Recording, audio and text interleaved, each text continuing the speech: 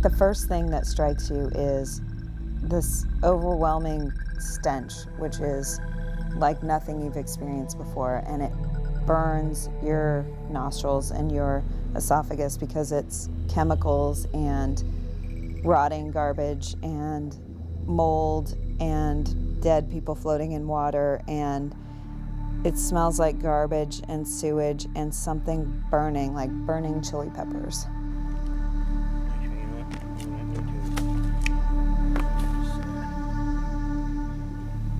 When you see devastation on TV, you can only see what can be shown in 10 seconds. But when you're there experiencing it, you're so overwhelmed by the scope of it because it's block after block after block after block, an entire city. You can't imagine the devastation of an entire city.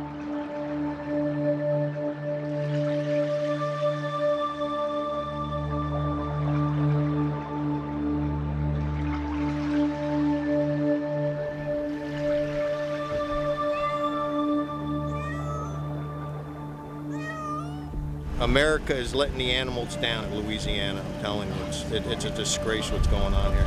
Dog after dog, cat after cat, all left in the houses. The houses are destroyed. Mile after mile, they're flooded. You just can't believe what's going on. The people haven't been allowed to come back yet. They're slowly allowing the people to come in. Some owners have called the Humane Society. Others are flagging us down on the street. It is beyond, I'm telling you, it is beyond anything that anybody's seen in this country. There's not enough people to get rescue the animals. We need veterinarians, we need vet techs, search and rescue people. And I'm going to tell you, the rescue is physically demanding. It is as hard a work as you'll ever do. And we just went into a house today.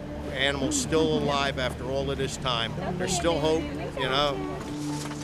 You got to come prepared. You have to be self-sufficient. So why do you use that? Mold. So I don't have to get cancer in 10 years. Hey, baby. I'm gonna get that anyway. Hey, darling. Everything's dirty, filthy. Bring hand sanitizers, gloves, rubber boots. Everything is filthy. The houses we're going into have mold 8 feet high on them.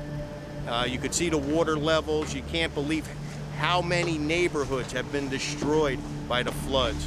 It's unbelievable. Oh, Jesus Christ, it stinks.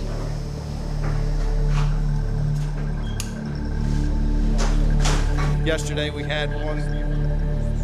It's awful. I'm telling you, it's awful. So I said I hope this would have been a happy ending. See anything? No. they need help. They need help bad.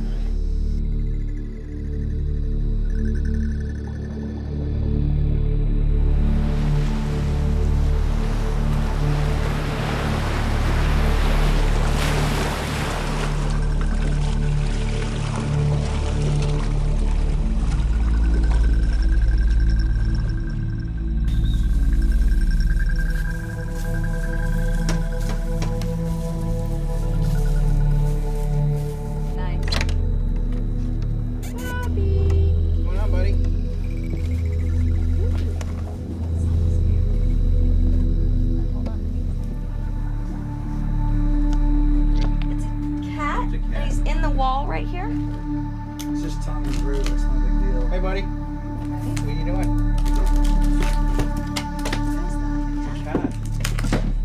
If you can get me one more hole, I'll scrub it. I can tell I can't bite for the bandage. Hi. Okay. Come here, kitty kitty. Let's go get something to eat, because it's way more fun than this. Oh, hey, buddy. Sorry, I'm down.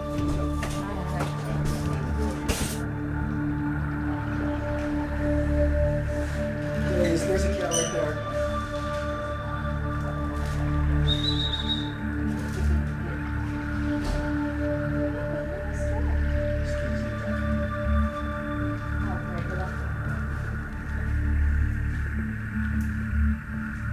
I'm so not gonna hurt you. I'm just gonna trap you in here, okay? dog. But Oh, sweetie, I stepped right over you.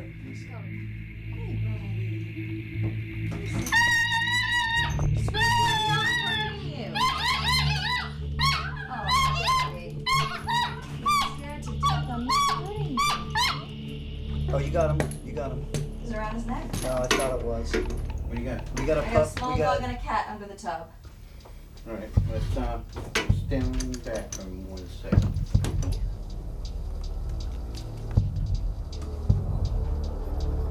Hey, buddy. What's going on? All right. I'm sorry, Doug. It's okay. It's okay.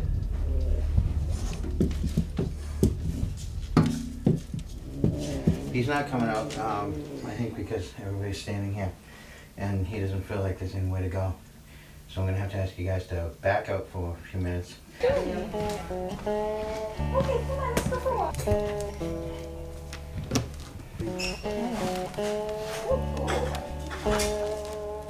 on, buddy. Go pick up your feet.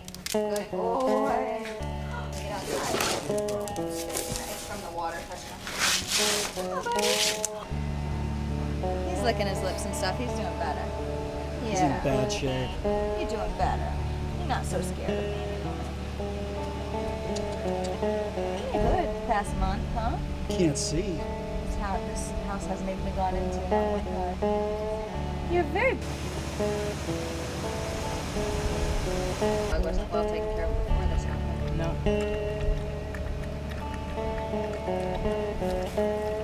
Crap, I just remembered I have the AHA camera. Just take a picture with these guys. I got you covered.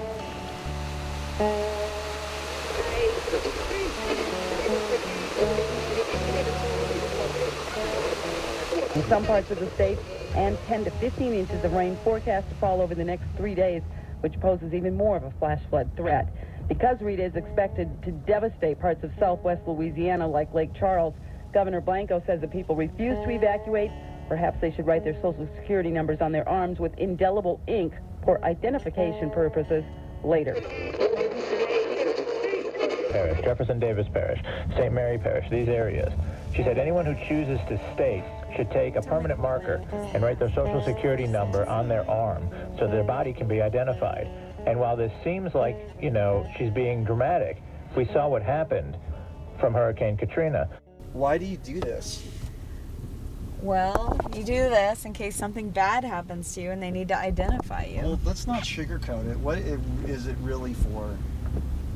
It's for the identification of bodies, but I don't plan to be a dead body. I just plan to maybe possibly be an unconscious one.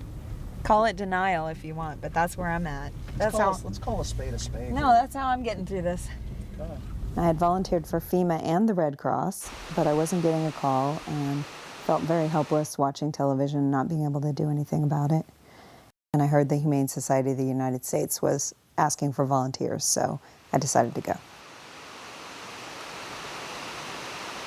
It's just an experience that not many people have the privilege of having. I know that sounds strange, but I really felt like it was a privilege to be there doing something and helping. We're actually doing really well. Most of them are sound asleep, which is crazy.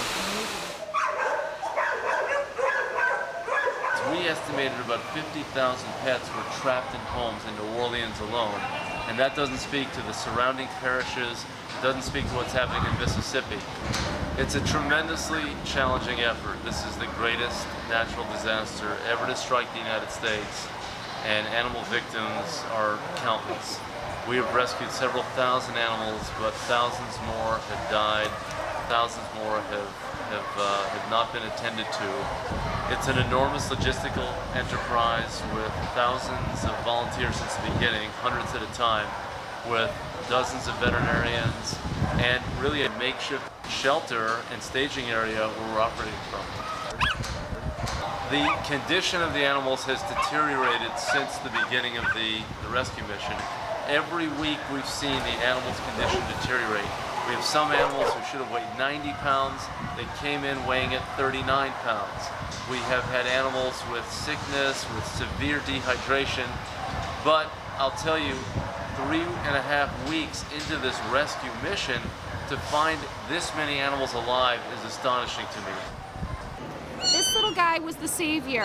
When the crew went out in New Orleans to find the babies, they heard this one screaming bloody murder. She wanted to be found. These 3 little guys, the mom got scared off, and they brought them in to be fostered by this kitty's mom. So there are 2 litters here being fostered by 1 cat. I had been working in the shelter for quite a bit of time, and only the experienced animal handlers were allowed to go do rescue. The shelter reached its capacity at 2,000, 2,500 animals really quickly. We were shipping out as many as we could, but our strategy had to change to feeding and watering the animals in place, so people who are novices like me got to go out. And I saw him again about 10-15 minutes ago, and I tried to call him over, and he wouldn't call him over. Well, right now we're not able to pick up any animals unless they're critical, because we just don't have any room in the shelter, and the vets and stuff, we're kind of low staffed. So what we're doing is feeding and watering in place, so we can set up a feeding station for them and make a note of it.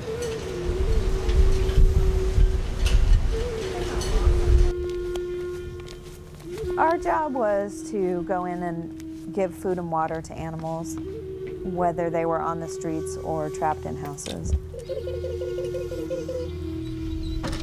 They said, only bring in animals that are injured or somehow vulnerable. Of course, it was very upsetting to everybody. You know, you just wanted to take them in, but when you start doing the math, it's overwhelming. We were told leave a week's worth of food and water. But let me tell you, it's impossible there to leave a week's worth of water because it's over 100-degree heat index.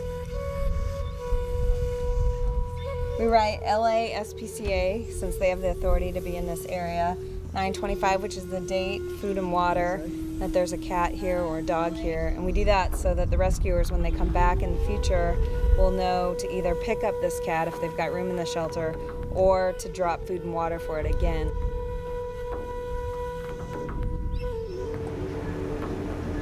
I've been in this neighborhood before, and I just came back to kind of check on some of the animals that we dropped food and water for. Unfortunately, because of Rita, all the food and water that they had before is just completely rancid. There's flies covering everything. The task of resupplying them with food and water is a little bit overwhelming at this point, and I don't know how to get them, to keep them from eating the gross stuff that's there.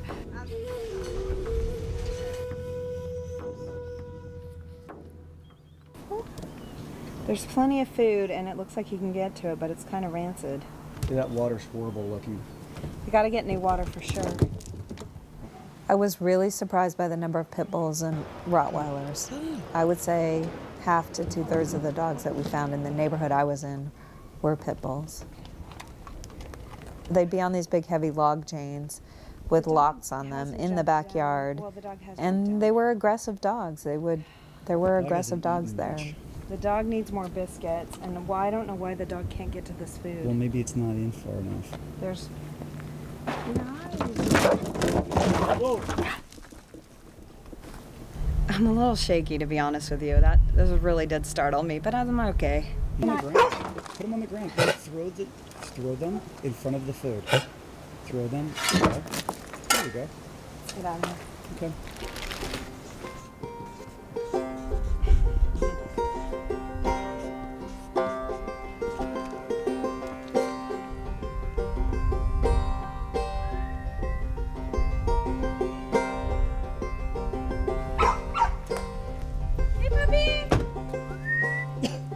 The first day that we came back into the city after Hurricane Rita was when we found this dog, this black and white pit bull, so we named her Rita.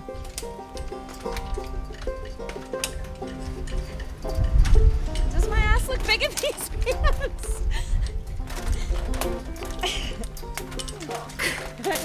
Great. Oh, it sure does have an injury. Hi, little buddy. Hey, okay, come here. Hi. The situation with Rita was confusing because right next to her there was a small bowl of water, and she was tied to a leash, and it looked like somebody had been there, had tried to rescue her, had left some water, and had taken off. You're coming with us. You're coming with us. Yes.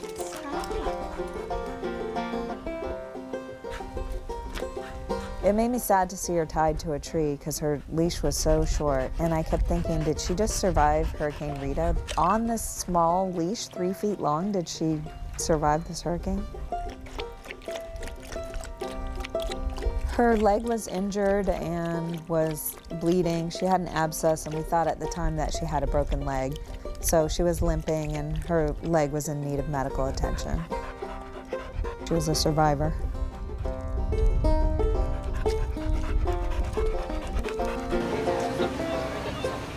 You're not happy. Whoa.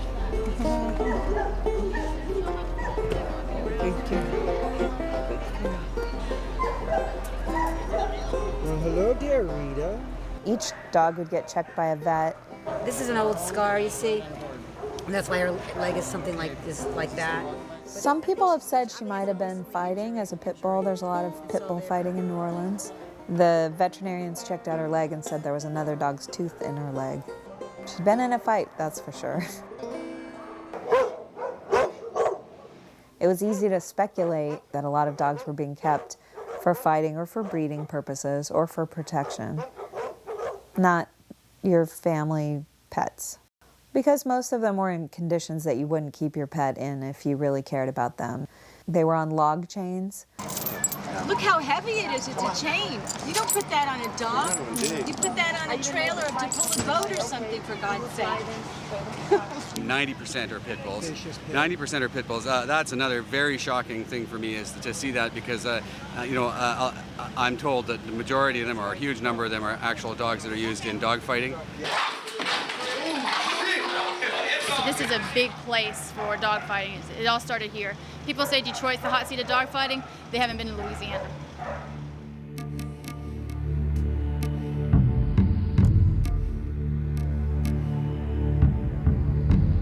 This is my buddy. Unfortunately, he doesn't have a name. He's been here about a week. As you can see, he's all scarred up, and the reason being is because he's a fighter.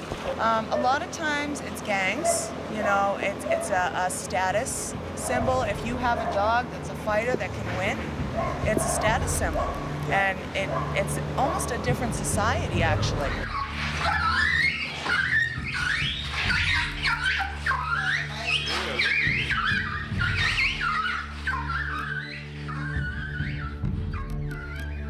This pit bull came in last night.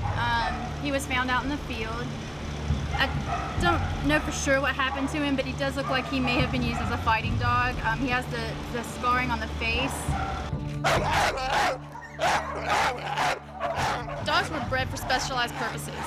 Retrievers retrieve. Pit bulls were bred to fight originally. So even if you have one that hasn't been bred to fight in hundreds of years, the tendency is still there. You never trust a pit bull not to fight. This dog is really affectionate with humans, but he's covered in facial scars. He's probably a game dog. He was out running loose. He probably got in fights with other dogs that were in his path. We're in an overpopulation crisis for this breed. This is the most overbred dog in history. It's sad.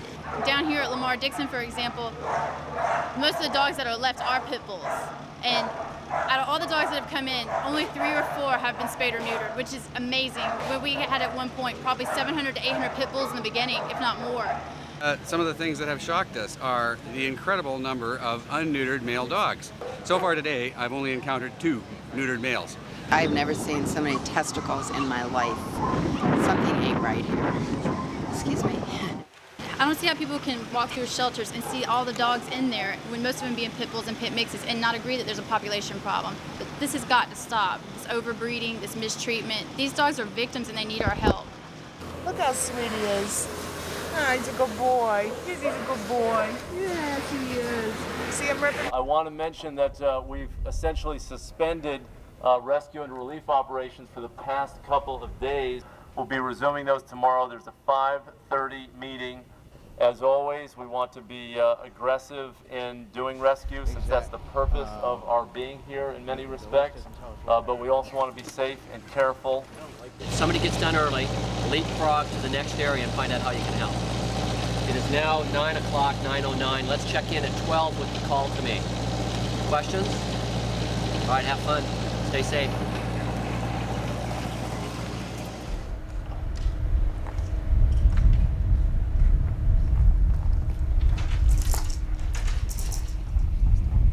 We did encounter some of the residents, especially after Katrina and before Rita. And I wasn't sure what to expect there. We call them the holdouts. I lost my vehicles, my car, my truck, my house. I don't know. It's sort of very hard to explain what it was like. The storm itself, it wasn't so bad, but it was the aftermath that was the rough part. I mean, the water level out here, it was, chest high, and it was all right for the first few days, but after a while the stink got intense and the mosquitoes were unbelievable.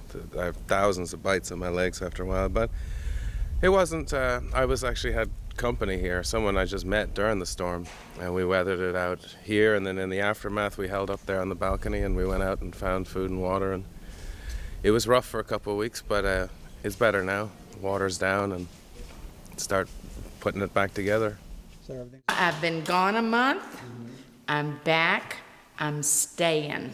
All of this stuff is from the first floor of our house. It is toxic. There is black mold growing on it. It is dangerous. It is deadly. It has to be destroyed. I've created a couple of memorials. I have one person that we know is confirmed dead. A few other friends of mine that nobody has heard from them at all. And it's been over 4 weeks. It's been a month now. And we don't know where they are, what happened to them, if they're still trapped in their attic in the lower ninth or what. We used to joke about the fact that the only way to fix the Orleans public school system was to burn down the schools, fire the teachers, and start over, and that's kind of what's happening. So we hope the school system will be better, and that's kind of the root of all the problems with New Orleans is... Come down here and see us when it's up and running, because you'll never find a place that has any better music or food anywhere in the world. This city is so unique, and it's got so much culture that you always enjoy it. So when you get back, come on back. So I'm optimistic. You have to be, otherwise you just want to slit your wrists. And whoever that guy is that's head of FEMA that's so concerned about the health risk and the health hazards, well, he's going to have a health hazard if they don't start picking up the trash.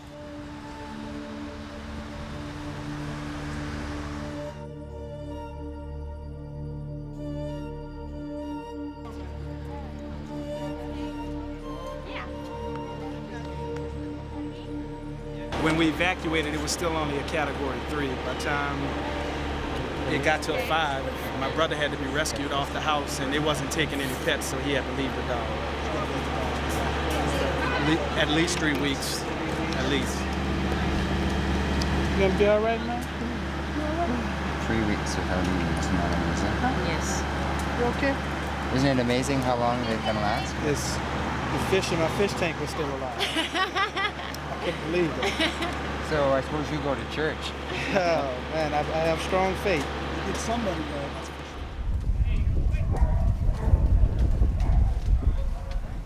Our goal was to reunite the owners with their pets, so we'd take pictures of every pet and put their picture on petfinder.com. They take 2 pictures when they come in. Okay. They have an Avid chip. They also have there's certain different forms, but they have a number here, and that's how we enter them in the computer. These are yesterday's, all that came in yesterday. Wow. And this is, from what I hear, low. I arrived here 2 days ago, and I've worked 18-hour days the past 2 days, and everybody's doing it like that. How's everybody's morale? I think people are really stretched thin, and it's tough to see what's going on. This is a makeshift operation. The organizational systems are not in place because it's a disaster. We're doing our best. We're going to try to have at least organized